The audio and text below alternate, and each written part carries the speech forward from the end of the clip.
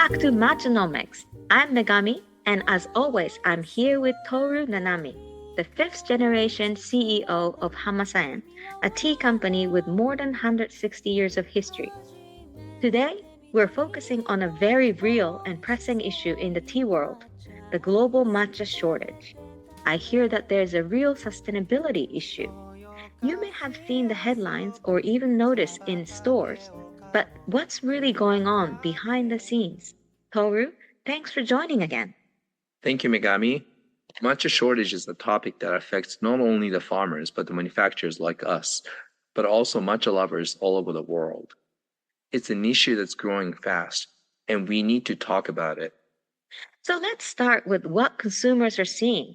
I recently went into department store in Tokyo, and at the Marukyu Koyamaen counter, they had a sign saying customer could only buy 1 can of matcha per person.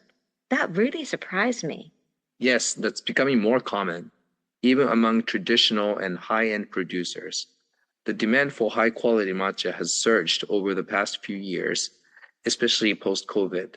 People are shifting from coffee to tea, especially for health reasons. Matcha has antioxidants, theanine, and it's marketed as clean caffeine source. And yet, it's hard to find. I've even heard that in places like Thailand and China, matcha is now being sold in secondary markets at 3 or 4 times the retail price. That's wild. It's true, the demand is global, but the supply has not caught up, and then probably it will not be for a while. What many people do not realize is that matcha is not just tea powder. It's highly specialized product that requires careful cultivation, shading, and processing. I have visited tea plantations across Japan, such as Uji, Nishio, Ise, Kakigawa, Fuji, and Morimachi in the last month, and each place has its own traditional methods. But one thing is consistent. The process is incredibly labor-intensive. From building shading structure to hand-picking young leaves, it takes a lot of time, skill, and care. And the production capacity is shrinking every year. The biggest issue right now isn't just rising demand. It's the fewer and fewer people are able to produce matcha in the first place. That's surprising. With demand so high, wouldn't more farmers be jumping in? You'd think so, but unfortunately, that's not the case. The core issue is that tea farming in Japan is not sustainable right now. Farmers are aging, many of them are over 70, and there are very few successors. Even with this matcha boom, it's still not profitable enough to attract the new generation. That's heartbreaking. So, despite prices going up in the stores on the secondary market, the farmers themselves aren't seeing much of that. Exactly, the structure is basically broken. The value is not being redistributed properly, and production cost for high-grade matcha is extremely high.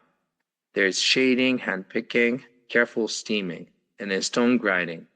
But the price paid to producers has not increased enough to make it sustainable. In short, the ecosystem is imbalanced. So, what's the way forward? What needs to happen to make the system more sustainable for both farmers and consumers? I think we need two major changes. First, we need to bring more innovation into farming. Agri-tech solutions can help improve yield, quality, and reduce labor. For example, using sensors to manage shading or AI to monitor leaf conditions. Second, we need to introduce new ownership or partnership models. One idea is a farm share or tea ownership program, where individuals or companies can co-invest in tea farms. That way, farmers get upfront capital and then partners have stake in the long-term production. That makes sense.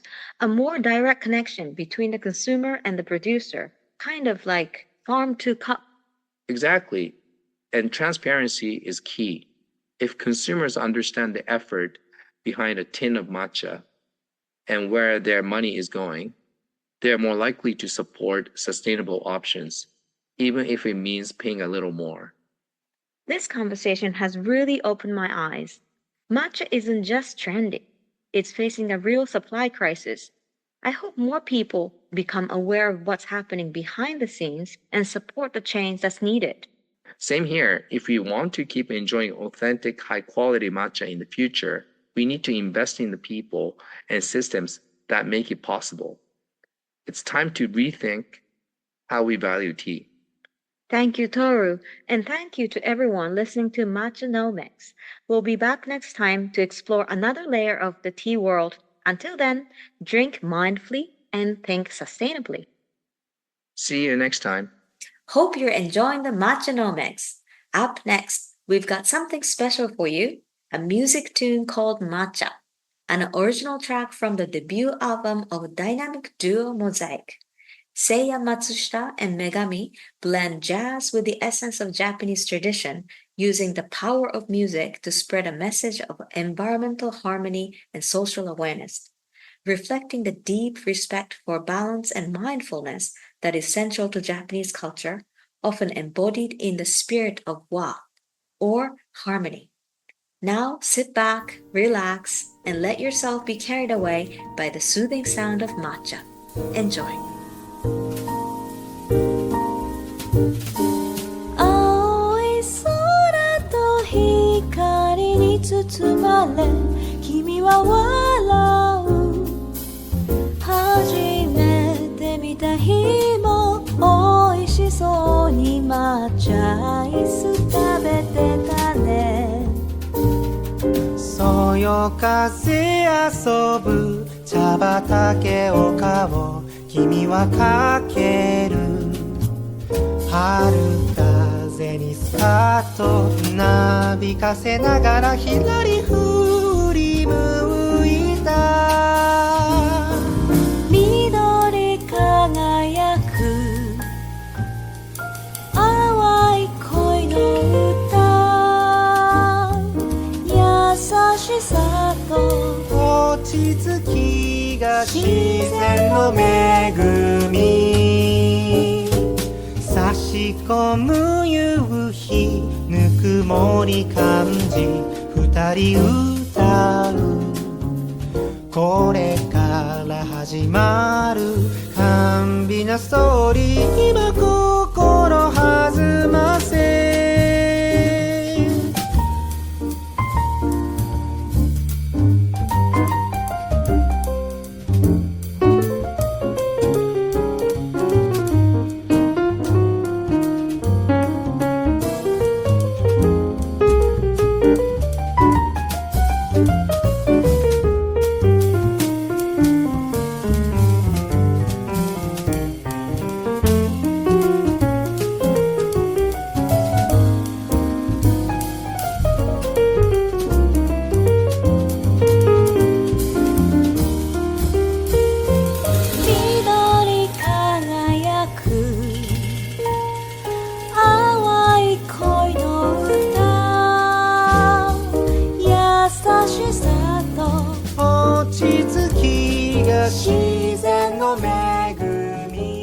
Thank you for joining us on this episode of Matchanomics.